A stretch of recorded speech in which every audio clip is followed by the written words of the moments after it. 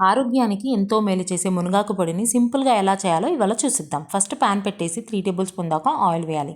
Oil heat అయ్యాక 3 table spoon దాకా చనా దాల్, అలాగే 2 టేబుల్ స్పూన్ ఉరడ్ దాల్ రెండు వేసేసి కొద్దిగా రోస్ట్ అయ్యేంత వరకు వేయించాలి.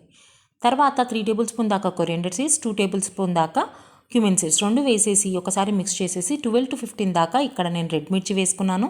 అలాగే 6 దాకా గార్లిక్ వేసుకున్నాను. బాగా రోస్ట్ అయ్యేంత వరకు వేయించి అవి పక్కన పెట్టేసుకోవాలి. తర్వాత 2 కప్స్ దాకా మునగాకు తీసుకోవాలి. అలాగే 1 కప్ దాకా కర్రీ లీవ్స్ వేసుకోవాలి. లో ఫ్లేమ్లో పెట్టేసి బాగా వేయించాలి. ఆకు అనేది మాయిశ్చర్ ఉండకుండా క్రిస్పీ వచ్చేంత వరకు వేయించాలి. ఈలోపు మనం పక్కన పెట్టేసుకున్న స్పైసెస్ గ్రైండ్ చేయాలి. ఇందులో కొద్దిగా సాల్ట్ అలాగే కొద్దిగా చింతపండు వేసేసి తర్వాత వేయించి పక్కన పెట్టుకున్న మనం మునగాకును కూడా ఇందులో వేసేసి మరొకసారి గ్రైండ్ చేసుకుంటే మునగాకు పొడి రెడీ అయిపోతుంది. ఎంతో టేస్టీ అయిన మునగాకు పొడి మనం ఇలా ఎయిర్ టైట్ కంటైనర్లో గ్లాస్ జార్లో స్టోర్ చేసి పెట్టుకుంటే 2 months దాకా కూడా పాడవ్వదు.